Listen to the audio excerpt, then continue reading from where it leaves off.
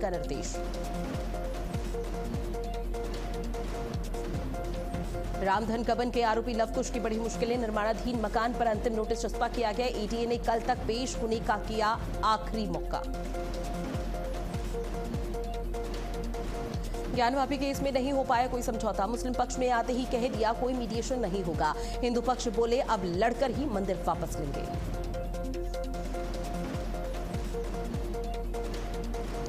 संभल में अवैध ईदगाह पर चला प्रशासन का पीला पंजा, सरकारी भूमि पर कब्जा कर बनाई गई थी ईदगाह, मौके पर तैनात रही भारी पुलिस फोर्स।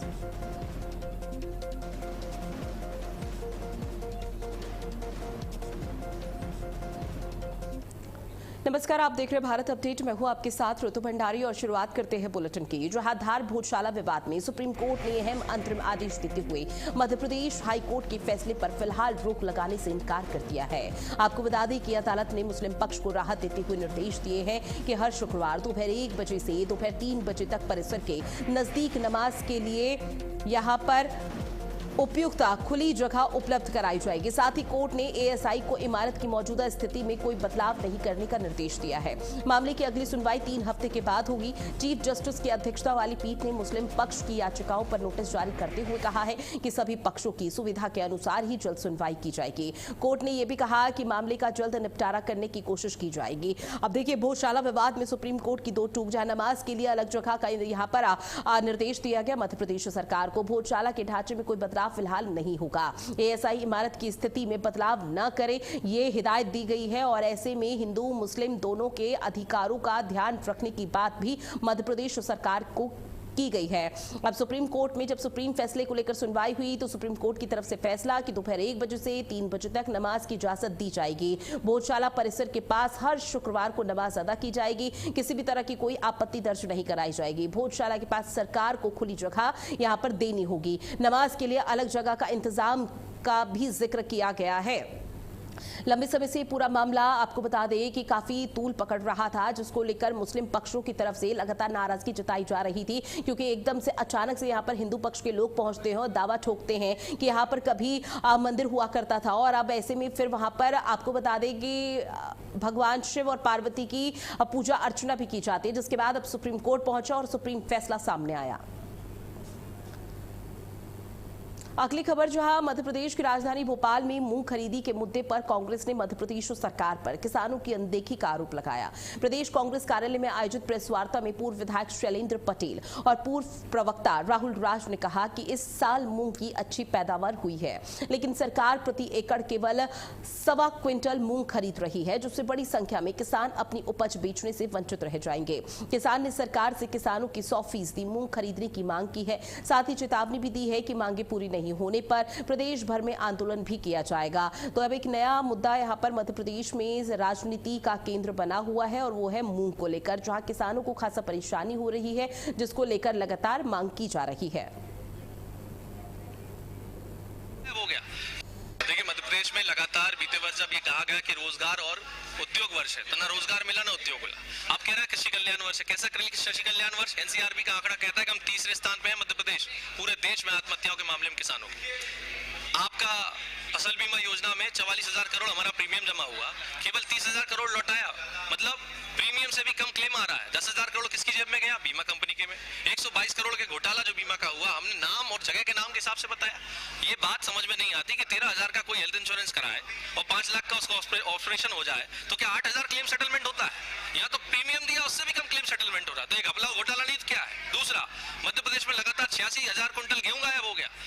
77,000 करोड़ का कर्ज नान के ऊपर है। 5 लाख करोड़ के अलावा 11 करोड़ हम ब्याज भर रहे हैं। सरकार ने हाथ खड़े कर दिए, एफसीआई खरीदे, और एफसीआई क्या कर रही है? किसान को पीस रही है। देखिए, सबसे बड़ा मुद्दा जो मूंग का किसान ने आज लगातार आंदोलन कर रहा है, वो इलाका कौन सा है? रायसेन का, सीहोर का, नरसिंहपुर का, तो ये वो होशंगाबाद का, ये बेल्ट किसका है? केंद्रीय कृषि मंत्री जी का है। और मूंग का अगर कोटा 25% सरकार ने किया है, केंद्र सरकार ने किया, तो किसकी जवाबदारी है? और दोनों जगह भारतीय जनता पार्टी की सरकार है। हमारा ये कहना है कि 100% जो मूंग है उसको खरीदी जाए। जब किसानों ने मूंग पैदा की है तो आप खरीद क्यों नहीं रहे हो? और आपको लगता है जहरीली है तो आप 1.25 क्विंटल तो प्रति एकड़ खरीद रहे हो, बाकी की क्यों नहीं खरीद रहे हो? क्या वो जहरीली नहीं है? एक खेत में 2 तरह की फसल होगी, 1.25 क्विंटल बगैर जहरीली और बाकी की 3.5-4 कुंटल जहरीली। ये सरकार ने नए कानून बना रही है, खेती किसानी में ये लोगों को बेवकूफ बनाने का काम कर रही है, उनके हित में काम नहीं कर रही। कृषि कल्याण वर्ष बना रहे हैं। साथ ही बुरहानपुर जिले की ग्राम पंचायत घाघरला में एक पेड़ मां के नाम वृक्षारोपण अभियान जन भागीदारी की मिसाल बन चुका है। आपको बता दें कि Mahapohra Devi women and children welfare society, वन विभाग और ग्राम पंचायत के संयुक्त तत्वाधान में आयोजित कार्यक्रम में 500 पौधे लगाए गए। इस दौरान खंडवा संसदीय क्षेत्र के सांसद ज्ञानेश्वर पाटिल, नेपानगर विधायक समेत बड़ी संख्या में जनप्रतिनिधि, अधिकारी और ग्रामीण मौजूद रहे। सांसद ज्ञानेश्वर पाटिल ने कहा कि पेड़ मानव जीवन का आधार है और पर्यावरण संरक्षण के लिए हर व्यक्ति को पौधा लगाना अनिवार्य है। वहीं विधायक ने स्थानीय कोरकू भाषा में ग्रामीणों को पेड़ के महत्व के प्रति जागरूक किया।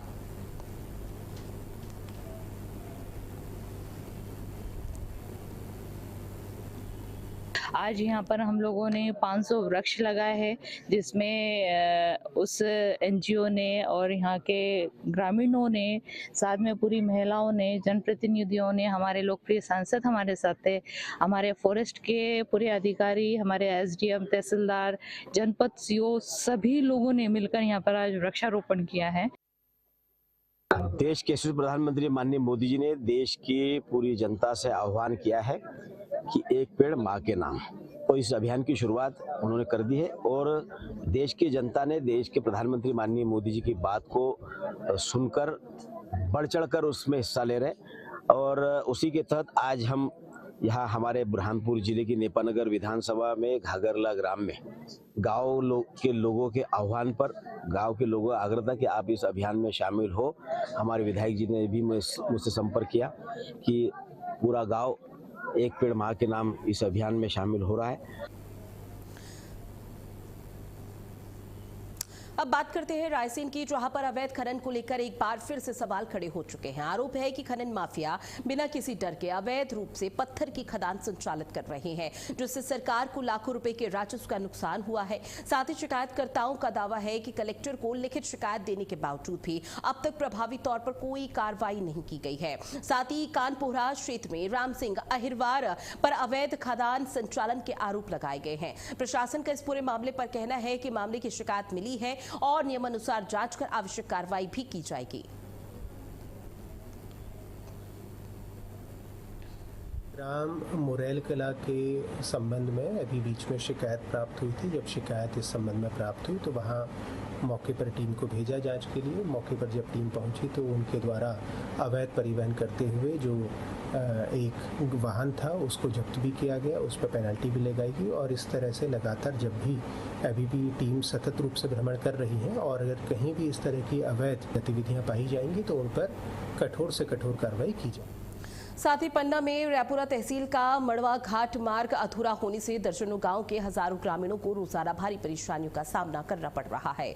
अब ऐसे में प्रधानमंत्री ग्राम सड़क योजना के तहत 31 किलोमीटर लंबे इस मार्ग पर 29 किलोमीटर सड़क बन चुकी है, लेकिन घाट का 2 किलोमीटर का हिस्सा अधूरा होने से लोगों को तहसील मुख्यालय पहुंचने के लिए करीब 40 किलोमीटर के अतिरिक्त चक्कर लगाने पड़ते हैं। अब बारिश में हालात और मुश्किल हो जाते हैं, जहां PMGSY के अधिकारियों ने बताया कि घाट हिस्से के लिए नई DPR तैयार की जा रही है और जल्द ही टेंडर जारी कर निर्माण कार्य शुरू कराया जाएगा।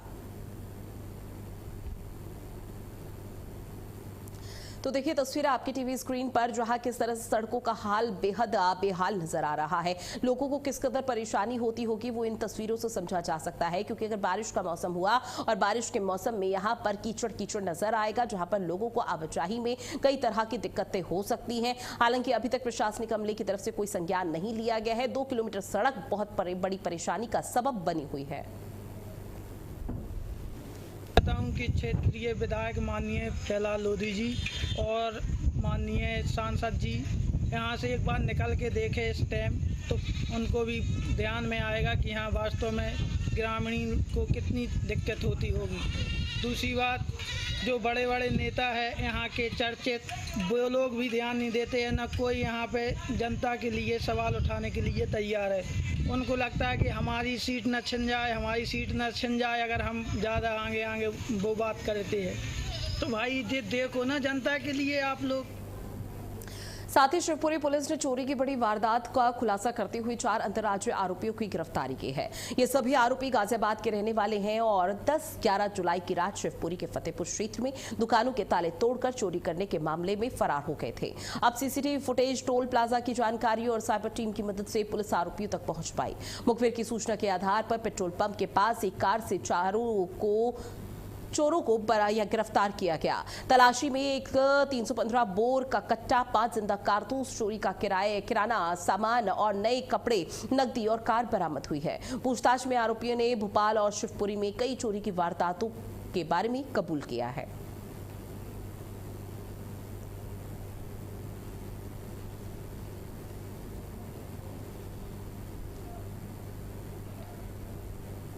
साथ ही बुरहानपुर में जल आवर्धन योजना के वाटर टैंक को लेकर सोशल मीडिया पर वायरल वीडियो के बाद बुरहानपुर में नया विवाद खड़ा हो चुका है।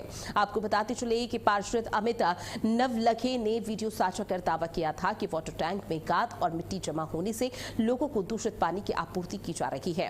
मामला चर्चा में आने के बाद नगर निगम आयुक्त संदीप श्रीवास्तव ने इन आरोपों को पूरी तरह से भ्रामक और निराधार बताया। आयुक्त का कहना है कि वायरल वीडियो तथ्यों पर आधारित नहीं है और नागरिकों को किसी भी तरह की भ्रामक जानकारी पर विश्वास नहीं करना चाहिए। अब ये वीडियो सोशल मीडिया पर वायरल हो रहा है। जिस चीज के पहले दावे किए जा रहे थे उसकी पोल खोलता हुआ ये वीडियो किस तरह से यहाँ पर गाद और गंदगी का अंबार पड़ा है। वायरल वीडियो से प्रशासनिक अमले में बवाल मचा है।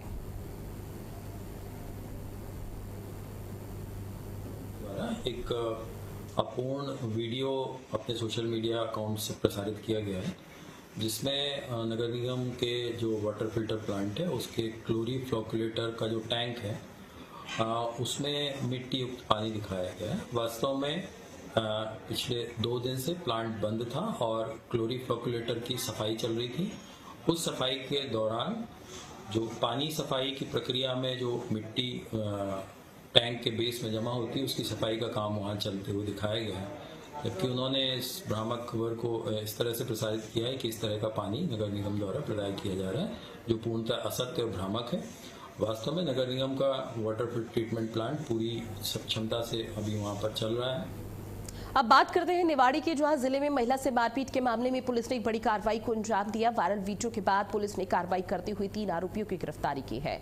अब इसमें एक नाबालिग भी शामिल है। जहां बताया जा रहा है कि महिला से शराब पार्टी के लिए पैसे मांगे गए थे और पैसे देने से मना करने पर आरोपियों ने उसके साथ गाली गलौज की और मारपीट तक कर दी। जहां पीड़ित महिला ने पृथ्वीपुर थाने में शिकायत दर्ज कराई है। अब इसी शिकायत के आधार पर पुलिस ने मामला दर्ज कर लिया है। आरोपियों की गिरफ्तारी भी हो चुकी है और ये बड़ी सफलता बताई जा रही है, जहां उन्होंने अपना जुर्म कबूल किया। किस तरह से महिला के साथ उन्होंने न सिर्फ हाथापाई की बल्कि उसको लाठी डंडों से पीटा गया।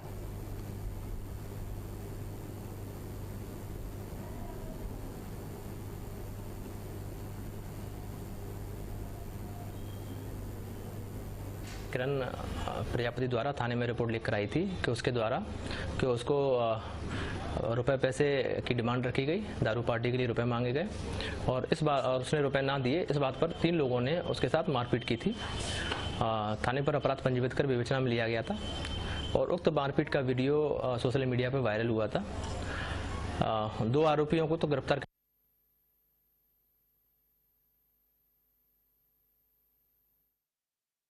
निवाड़ी से खबर है। एक वीडियो वायरल हुआ था जहां एक महिला के साथ अभद्रता की गई थी, उसके साथ मारपीट की गई थी, लाठी डंडों से उसको पीटा गया, जिसके बाद ये वीडियो सोशल मीडिया पर वायरल हुआ। अब पुलिस ने संज्ञान लिया और एक्शन किया और जहां पर दोनों आरोपियों की गिरफ्तारी हो चुकी है। साथ ही छतरपुर के सटई थाना क्षेत्र के अमरोनिया जंगल में मिले युवक के शव मामले का पुलिस ने खुलासा करते हुए मृतक की पत्नी समेत 3 आरोपियों की गिरफ्तारी की है। 10 जुलाई को मनीराम रैकवार की गुमशुदगी दर्ज होने के बाद पुलिस ने तलाशी अभियान शुरू किया था। सर्च अभियान के दौरान अमरोनिया जंगल के बगाई नाले से उसका शव बरामद हुआ। जांच में सामने आया कि मृतक की पत्नी शिवानी ने अपने साथी अखिलेश पटेल और सहयोगी भरत यादव के साथ मिलकर हत्या की साजिश रची थी। पुलिस ने तीनों आरोपियों को गिरफ्तार कर घटना में प्रयुक्त बाइक, मोबाइल, तौलिया, पेचकस सहित अन्य सामान बरामद किए। में मृतक जो है मनीराम रैकवार, इसकी शादी पलकोहा में हुई थी। इसकी पत्नी जो है पलकोहा की रहने वाली है। 2 महीने पूर्व अभी इनकी शादी हुई थी। पत्नी का पूर्व से ही उसके गांव के लड़के जो है अखिलेश पटेल से प्रेम प्रसंग था। उसने अखिलेश ने जो है मृतक है उससे पूर्व शादी के पूर्व ही इंस्टाग्राम के माध्यम से उससे दोस्ती कर ली थी। दोस्ती करके जो है इनकी शराब पार्टियां होने लगी। इसी के बहाने उसको अमरोनिया के जंगल में बुलाया और उसका जो है तौलिया से गला दबाकर हत्या की गई है। फिर भी उनको शक हुआ कि कहीं ये जिंदा ना हो तो उसका जो है पेचकस गले में मारकर जो है। साथ ही छतरपुर में एक महिला ने न्याय की मांग की है और इसी को लेकर एसपी कार्यालय के मुख्य द्वार पर धरना देना शुरू कर दिया। आपको बता दें कि एक युवती ने आरोप लगाया है कि उसके साथ मारपीट की गई है। उसकी 3 साल की बच्ची को परिजन जबरन अपने साथ लेकर चले गए। महिला करीब आधे घंटे तक तेज धूप में सड़क पर बैठी रही, जहां सूचना मिलने पर कोतवाली पुलिस मौके पर पहुंची और समझाइश देकर उसे एसपी कार्यालय के अंदर ले जाकर काउंसलिंग की गई। पुलिस अधिकारियों के मुताबिक महिला की बच्ची की कस्टडी का मामला न्यायालय में विचाराधीन है। और ऐसे में तस्वीर आप तक साझा कर रहे हैं जहां एक मां अपनी बेटी को वापस लाने की गुहार लगा रही है। बेटी को उसके परिजन उसके ससुराल वाले ले गए, जो उसके बाद ये कहा जा रहा है कि पूरा मामला कोर्ट में चल रहा है। साथ ही बैतूल में जिला न्यायालय परिसर में सोमवार शाम उस वक्त अफरा तफरी का माहौल हो गया जब एक युवक बाइक लेकर कोर्ट परिसर में घुस गया और न्यायाधीश के चैम्बर तक पहुंचने का प्रयास किया गया। आरोपी की बाइक न्यायाधीश की शासकीय कार से टकरा जाती है। रुकने पर उसने कोर्ट कर्मचारी और पुलिस कर्मियों से मारपीट की। कांच का दरवाजा तोड़ दिया गया और एक पुलिसकर्मी की वर्दी भी फाड़ दी गई।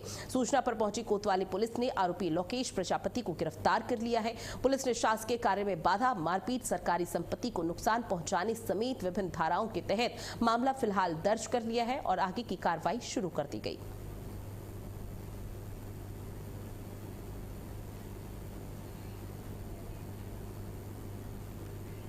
ये आज की घटना है। थाना कोतवाली अंतर्गत न्यायालय परिसर में एक युवक बाइक से आया था और उसने कुछ उपद्रव करने का किया। वहाँ पर जो माननीय न्यायालय के द्वारा वहाँ से जो आवेदन आया उस पर एफआईआर पंजीबद्ध की गई है और पंजीबद्ध करके आरोपी को हिरासत में लिया गया है और उससे पूछताछ की जा रही है। परिजनों से जो पूछताछ की गई है उनके द्वारा बताया गया कि जो आरोपी है लोकेश प्रजापति, उसकी मानसिक स्थिति ठीक नहीं है और उसका उपचार नागपुर में चल रहा है विगत 2019 से। तो इसके दस्तावेजों की जांच की जा रही है और एफआईआर करके जो कड़ी से कड़ी कार्रवाई हो सकती है वो कार्रवाई की जाएगी। और अब बात करते